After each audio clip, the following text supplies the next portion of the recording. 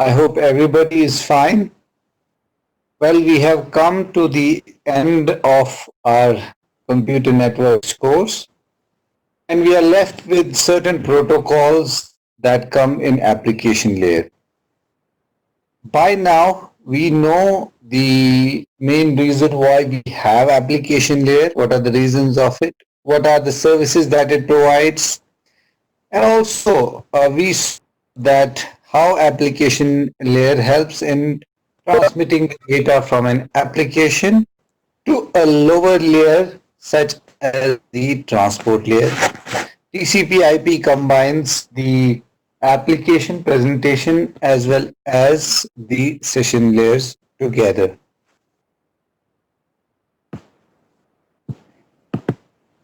So we discussed about uh, the chart that is given here, which does a comparison of different applications and with respect to these applications, whether these are loss tolerant or not, how the throughput is to be seen, as well as whether they are time sensitive or not. We also saw the chart in which there was an application and the application layer protocol with respect to that with the transport layer protocol. For example, we saw for email, MTP is the application layer protocol and the transport layer protocol is TCP. Then we saw an example of application layer protocol as HTTP. We also saw how HTTP sends a request and gets a reply. We also saw the difference between persistent and non-persistent HTTP. This was the HTTP request format as well as the HTTP response format. Within the formats, there were codes which was given in status line, which we know as status line protocol, the status line protocol code. These are the ones which are the status codes 200, 300. We also took that as well. Then I told you to try telnet, which was within the lab, and based on that, you would have got these replies. So for today's class, alright, then it gives an example of proxy servers and web cache. What is caching? You can have a look at that.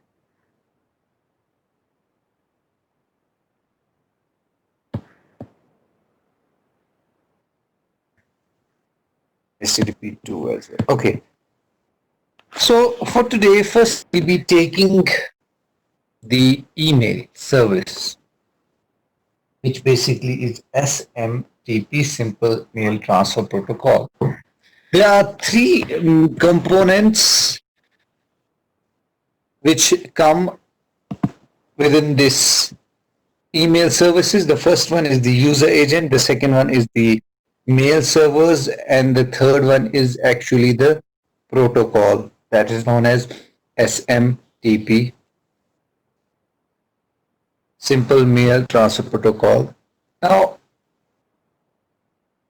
this SMTP is a communication protocol for electronic mail transmission, which in short we call as email transmission. It is an internet standard by now. Okay, it's widely used, most commonly used. We know by now about that.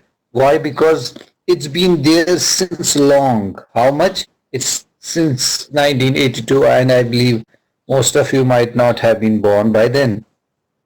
It comes under RFC 821. For those who joined late, I'm discussing presently about SMTP, that is Simple Mail Transfer Protocol. That is what helps us in email services. Then obviously from 82 RFC 821, it got updated. Then we had 2008 RFC 5321. We have extended SMTP, which is actually the present one that we use is an extended SMTP, which has variety of other protocol added to it. In addition to this, if you have mail servers, if you use other mail transferring protocols or apps, they all have basically SMTP to send and receive mail messages. There are some proprietary systems for mails like Microsoft's Exchange, IBM's Notes, web mails such as Outlook.com, Gmail, Yahoo. Okay. Internally, they might have their own protocols that they will be using, but all of these use SMTP when sending or receiving mail from outside their own systems. And the SMTP uses the transport layer protocol, which is TCP, that is Transmission Control Protocol, typically on port number 25. And for this, there are user level mail clients. So you would have an incoming mail service, you will have an outgoing mail service for those. There are other protocols like IMAP. Let me just write it down. And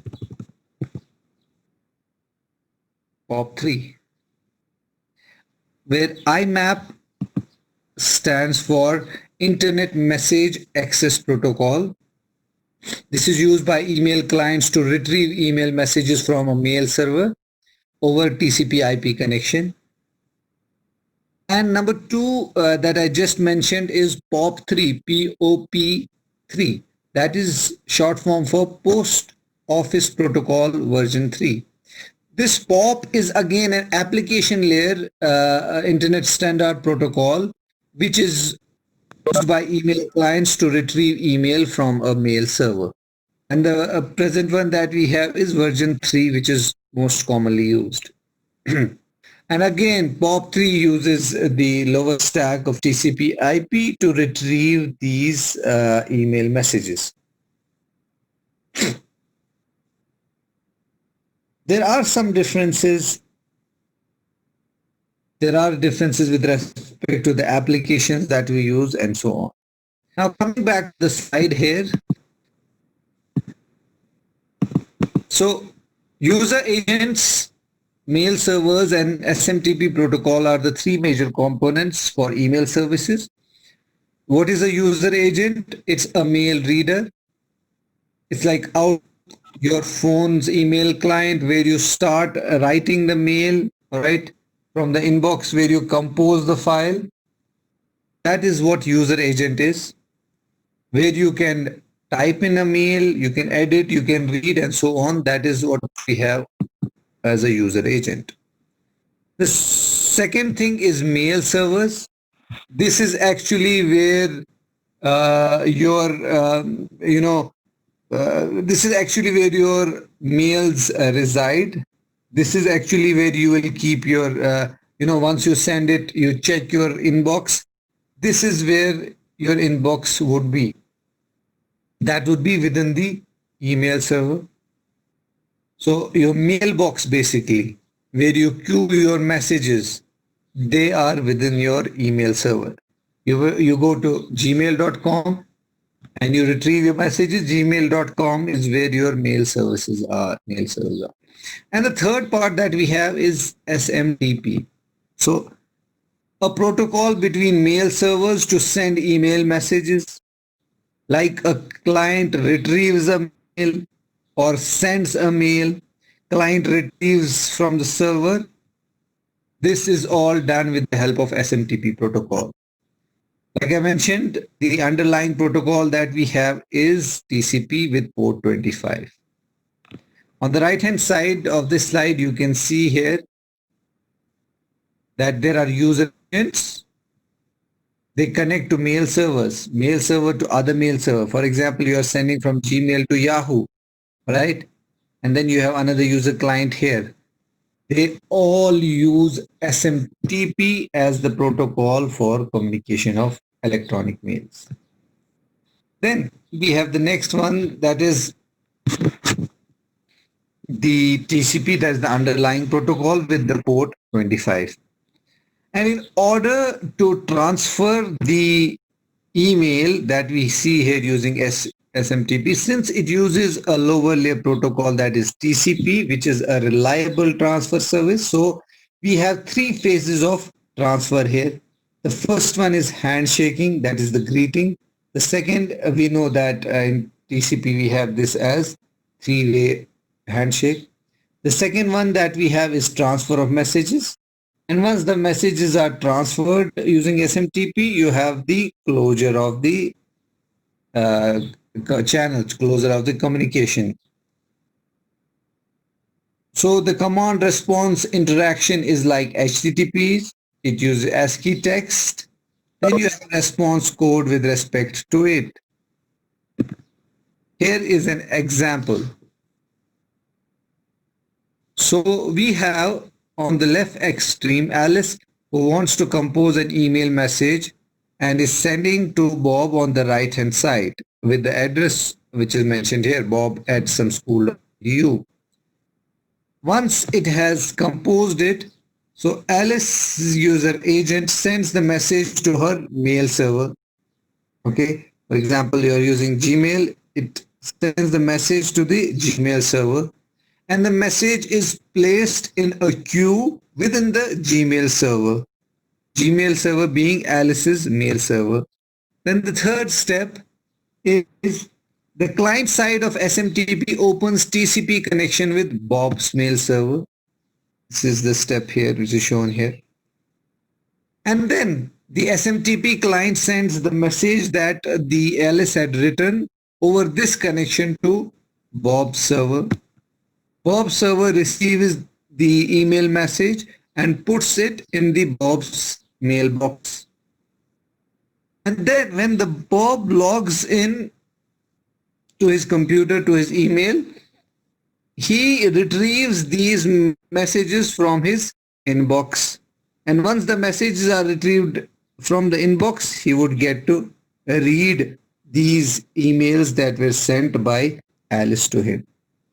So let's say on the left hand side, his email server was Gmail, Bob's was Yahoo. So we had SMTP all between them, creating TCP connections to transfer the message sent from Alice to Bob. I hope this is clear.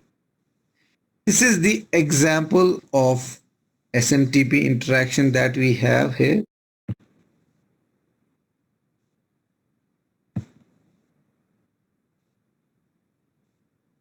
Okay.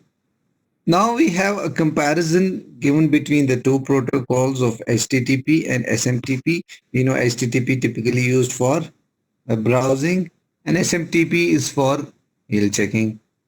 HTTP uses pull mechanism and SMTP uses push mechanisms. How do we differentiate between the two? Well, you send requests to the web server for pages, get information. That's why we have HTTP here as well. Both have ASCII commands and response interaction and status codes, which I mentioned here. And in HTTP, each object is encapsulated in its own response message, whereas SMTP, multiple objects sent in multi-part messages. SMTP uses persistent connections. HTTP has both, persistent as well as non-persistent. In persistent, once you have, access to your mailbox, once you are connected over it, once you have a connection made, all the transfers that would happen between, your mail, inbox, compose, and so on, that would be using the same connection. As compared to this, if you have HTTP's non-persistent connection, For each transfer, for each download of an object, you would require a specific download. You will require, each one would have one download between the two. Means one connection, one object to be downloaded. For each connection, you would first need to make a connection.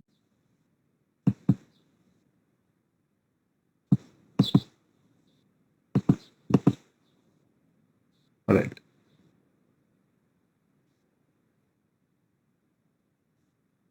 Like we saw in HTTP, the format for get and send these messages. Likewise, we have a mail message format in which we use this protocol for exchanging messages. We would require to have two things. One is the header, another is the body, as is mentioned here. And the RFC A22 defines the syntax for email messages. The header would have header lines, for example, to, from, and subject. And then we have the body of the message, wherein you type in the message supposed to send to the destination.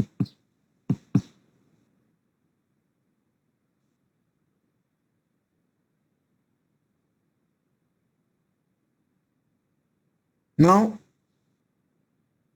in this picture here, you can see that when Alice is communicating with Bob, Alice used SMTP to communicate with its email sender, server, and when Alice's email server communicated with Bob's email server, it again used SMTP. So for the delivery, for the storage of email messages to the received server, it uses SMTP. Whereas Bob, while retrieving emails from his email server, might use some other protocol like IMAP, which is Internet Mail Access Protocol, defined in RFC 3501.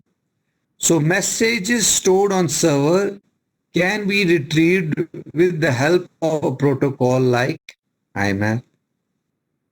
So if you have certain, applications which are email clients, for example, you have installed an app which helps you in it, then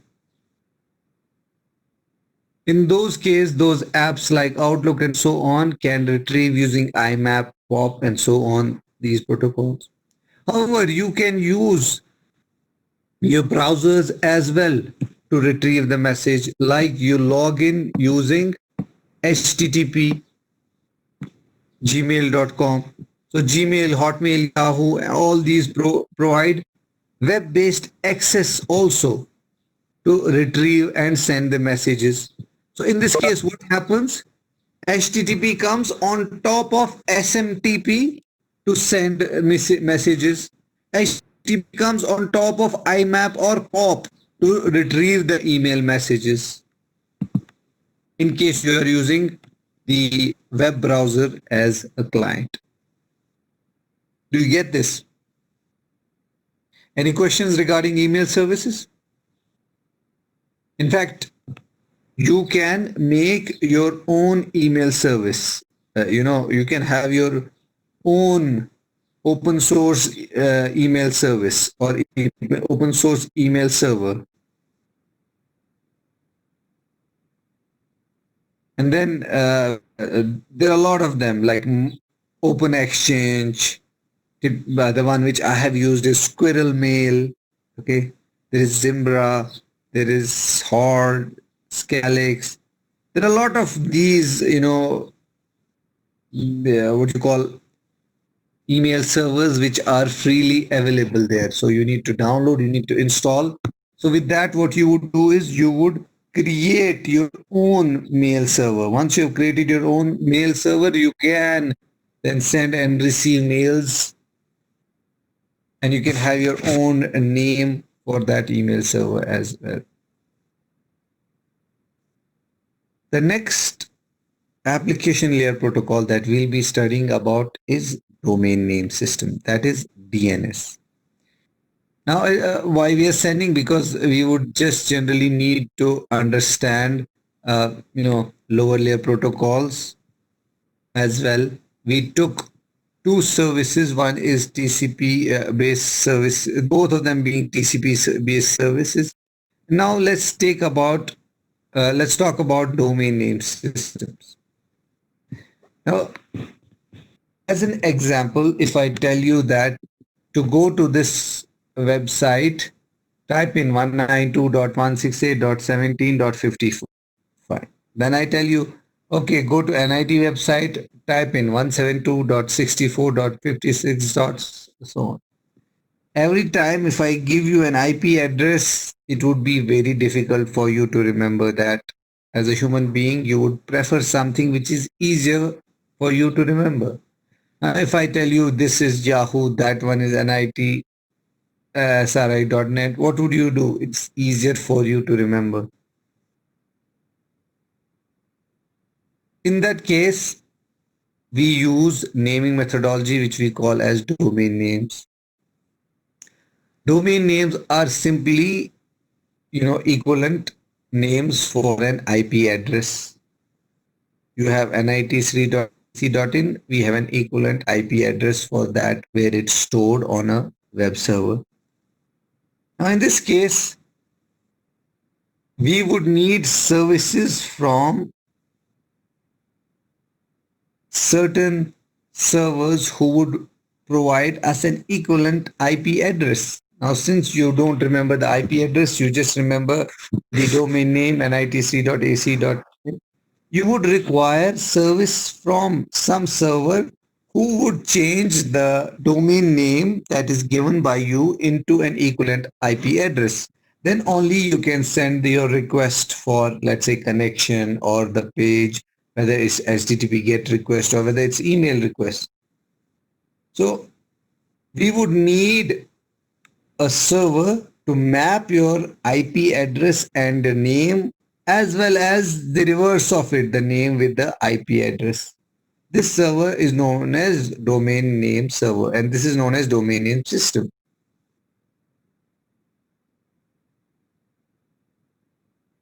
And the services that DNS provides is host name to IP translation, also does to the alias names, not just for HTTP, it does mail server aliasing, as it does load distribution also. Also, we have domain name system which uses distributed database, means which is implemented in many different servers. You have domain names 1, 2, 3. Even when you configure your IP addresses and you have to give domain names, you would have server 1, server 2, server 3 typically. There are several reasons for it. Why do we have distributed databases with respect to domain name system? Why don't we have a single domain name server here? The reason being, the first one, as the single point of failure is not there. That is, in case the DNS server fails, whole of the system would fail. If you have distributed, if first one is failed, you can try second one, you can try primary DNS, you can try secondary DNS, you can try tertiary DNS as well. There will be DNS which will be provided by an internet service provider. And also there are free DNS, which are many of them which are available around. You can just Google them and you can find what are the free DNSs. The second is that if we have a centralized DNS, all the traffic would go to that DNS. So there would be, a lot of traffic flowing to the same server and it would cause delays. That's why we prefer having, decentralized distributed DNS. Then if we have a centralized database, let's say somewhere in, let's say, US, you can imagine how much time it would take us for sending as well as retrieving the how much the RTT would be for that centralized database. It would be very distant from where you are sending. And because of the large volume here, it would be difficult to maintain. That's why we have, which I mentioned in the previous slide, we have a distributed database implemented in many of name servers, hierarchy of name servers. And what is the hierarchy here? I said there is primary, there is secondary, there is tertiary DNS. So an example here is Comcast DNS servers alone has 600 beads of DNS queries per day. So this is how the distributed hierarchical database of DNS looks like. We have a root DNS server, then we have DNS servers with respect to each of the domain name. What we have top level domain names like .org, .edu, .com. And then within each we would have authoritative DNS, which is given by, let's say, .com, yahoo.com, amazon.com, and so on. And likewise, we would have for edu.org,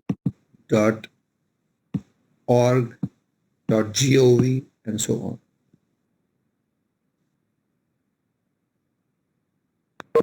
So this is how hierarchical would work. So if a client wants the IP address for an equivalent domain name, which is amazon.com, first approximation would be client queries to what? The root, which is given here. And then the root would query its .com server. And within this .com, it will get the DNS, the IP address of this domain name.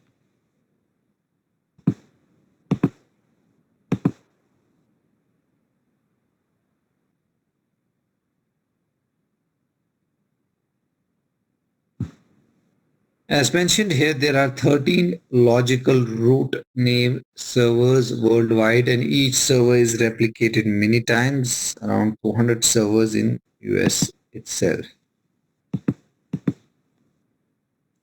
So this is basically the hierarchical structure of the DNS. The root DNS here is mentioned that it's the contact of last resort by name servers that cannot resolve names.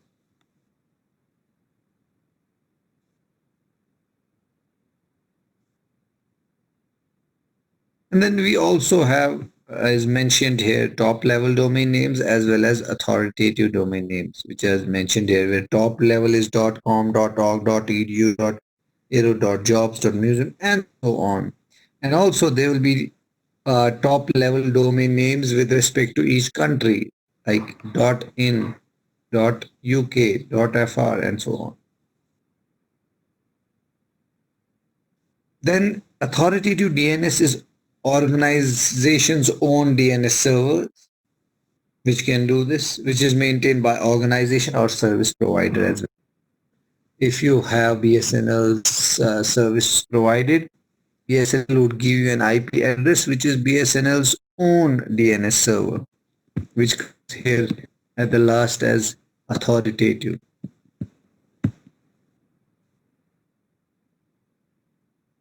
Now, like I mentioned, for email services, we can have open source, email server created by you. Likewise, there are, open source DNS servers which can be created. In fact, there are plenty of open source, there are free DNS servers which are there.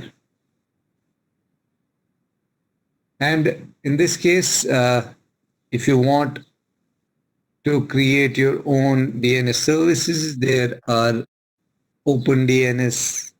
Okay, you can build your own DNS name server on Linux itself. Okay, you can use Bind to develop your open source DNS service. Bind is for Berkeley Internet Name Domain. And it's not that difficult. Setting up a DNS server using Bind is pretty much simple if you do it on Linux-based services.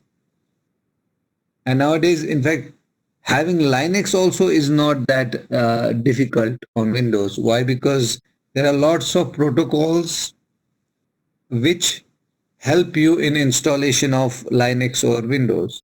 For example, in our lab, some people had difficulty in, running certain commands in Linux because they had Windows.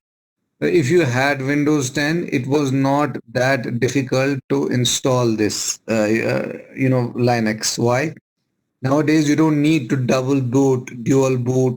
You don't even need, open a virtual box or VMware like things in which you would want to have two operating systems running parallel.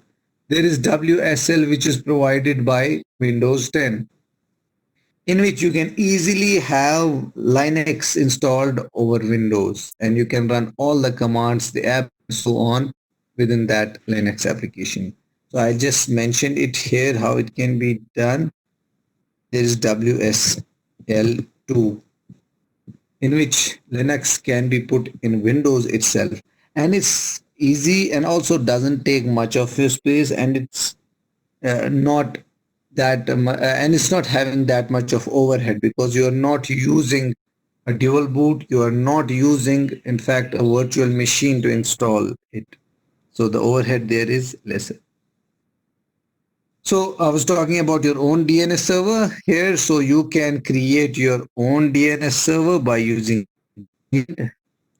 Linux. How would it help? Now you can create a local cache of the DNS. For DNS first, you would need to query it and get back the result.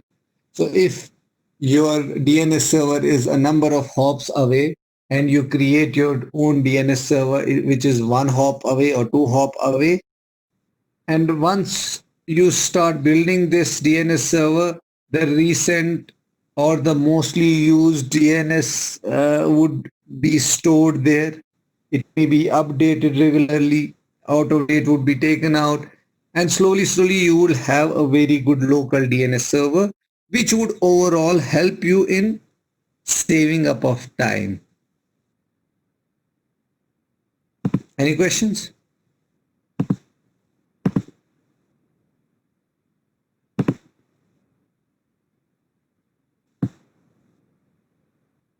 So how to get the reply of DNS here? Firstly, how do you know the DNS server? Your your ISP has provided you, for example, the IP address of DNS server. If you are getting manual configuration or you are putting DHCP for your IP address, then with this IP address, you get several other things. You get IP address, you get netmask, you get default gateway, and you get primary and secondary DNS as well. So you would have these details available there. Next is you want to go to a website. Let's say there is given an example here, engineering.nyu.edu. Wants an IP address for cs.umass.edu. So what would be the steps that it would do? So the host would first request the local DNS server for the IP address of it. The local DNS has two options here. There would be either a hit or a miss. If it has this available, it would reply back. But if it's not available there, it would go to the root DNS server, saying, I don't know this name, but I'll ask the server. Then the server replies back, giving the server where this would be available. Then this TLD DNS server replies back. So first the root tells where to find this .edu. Then .edu replies back saying that this is the authoritative DNS server where dns.cs is available. It replies back then giving the exact IP address of the page where gaia.cs.umass.edu would be available. So this is basically an then iterative query that we have. And once the authoritative DNS of umass.edu has replied back, then only it can get back. Then only it can access the server. The second one that we have is DNS name resolution using a recursive query. Again, they have the host which requests for it. It queries the local DNS. And the local DNS goes to the root DNS.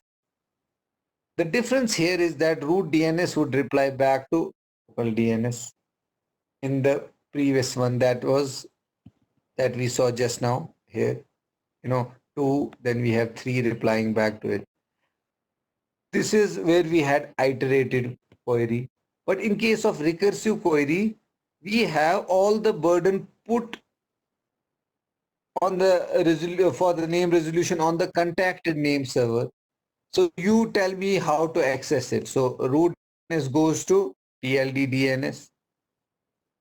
See the difference here? See here, root DNS in iterated replies back. Then it goes to TLD DNS and so on. However, in case here, we have in recursive query, local DNS accessing the root DNS server, and it leaves the burden of it for them to find out what is the top level domain name server. Here we have number 3, and TLD would go to number 4 for authoritative DNS, and then it replies back to TLD. TLD replies back to root. Root replies back to local, and local gives back to the requesting host. This is what we have as a recursive query. Like we had in previous one, cookies as well as caching. So we have caching and updating of DNS records here as well. There are local DNS servers here, as is mentioned here. Once you get the address of cs.umass.edu, your local DNS would cache this DNS name here. Now what happens is next time when you or somebody else using this local DNS server access same umass.edu, the domain name query equivalent IP address can easily be got from this local DNS server. It would be a hit. It will not be a miss. This would save an overall time. You would see it would have a look the lesser RTT of not sending the request from local to root, root to TLD, TLD to authoritative. This is where caching of DNS helps. And also, it would require certain updates regularly, by which if there are some which are not available, out of date entries, they need to be taken out or they have to expire from the DNS name resolution. So how does the DNS record actually look like? DNS are distributed database storing resource records, RR. They are using RR formats in which we have a name, a value, a type, and TTL. The first one, that is the name, that is the host name, nitcd.ac.in. Then we have a value, and the value is of IP address. That is the equivalent IP address that we have.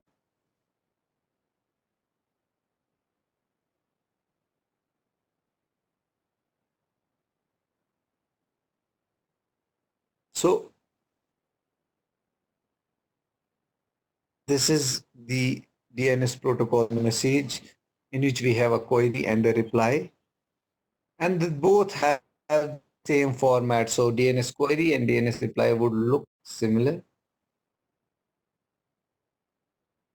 The records that are saved, these are saved in as MX records.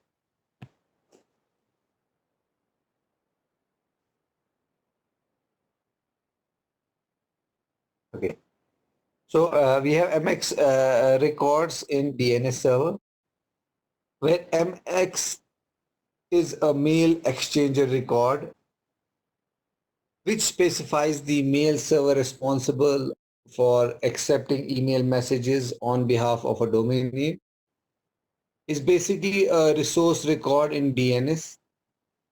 We can record several MS records for emails. So if we have type here, you can see format here. First one is name. Let's say I'm saying mail.nic.net. Then we have a value here that will give the IP address. Then the type here, if it's MX, the value here MX would mean that it is a value that is associated with a mail server. I'm checking a mail, that means MX here. And DTL would be the time to live, for how long this record would be maintained. Need to refresh at regular interval. The format here is given with header as well as the certain other fields with it. Header given by the identification and flags. Then we have the questions, answers, authority, as well as additional with respect to this. If you want to have your own DNS domain name, you would need to register it. Okay. And registering a name is done at DNS registrar. You'll say that, okay, this is my, DNS name. I want to record my DNS name with this. And then you will give your equivalent IP address, that this is the address where this name should direct to. Then within that address, we expect that you would have your web space. And within that web space, you would have kept your files. Let's say nitcity.ac.in. So it was recorded in the DNS registrar within ac.in, which is an academic institution within India. And NIT is the domain name or the host name. Once you click nitcity.ac.in, it would direct you to an IP address where we have kept the files, where we have the web space, where we have the web server. Within the web server, there will be a lot of pages, let's say, for example, index.html. Now, this DNS registrar would have insertion with have record of whose DNS name is it, to whom does it belong to, and who's the owner of it, to whom it should be contacted in regards to this. If you go to several websites in which you want to see, check who in whose name, nitc.ac.in is, you can go to a website and check in whose name this record is.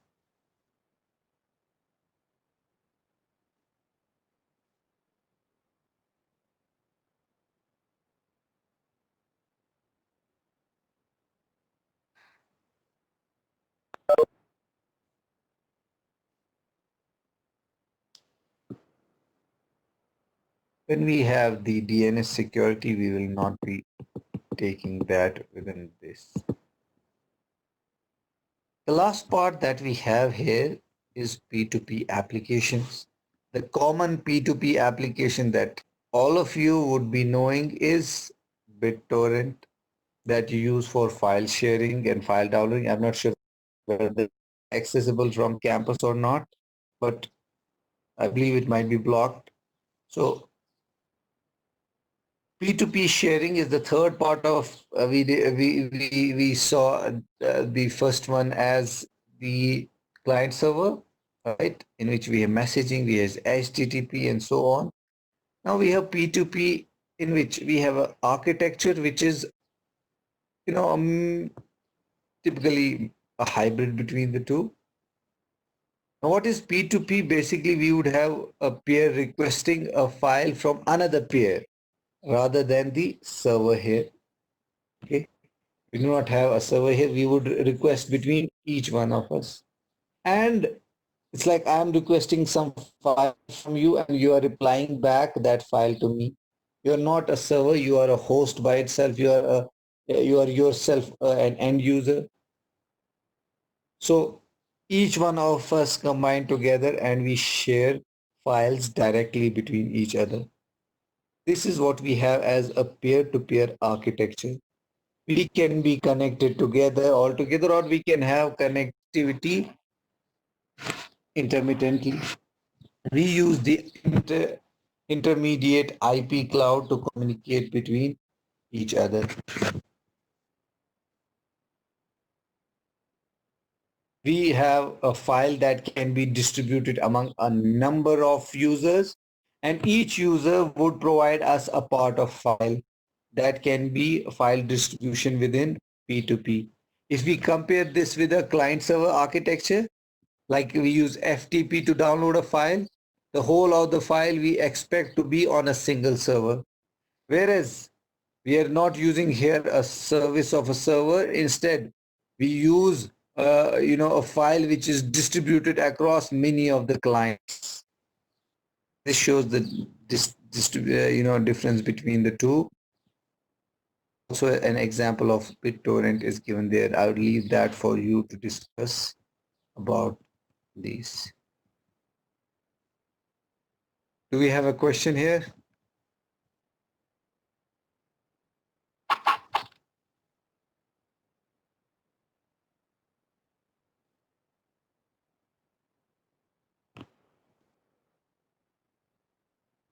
All right, Ramanand, this should be the end of our course. You can stop recording here.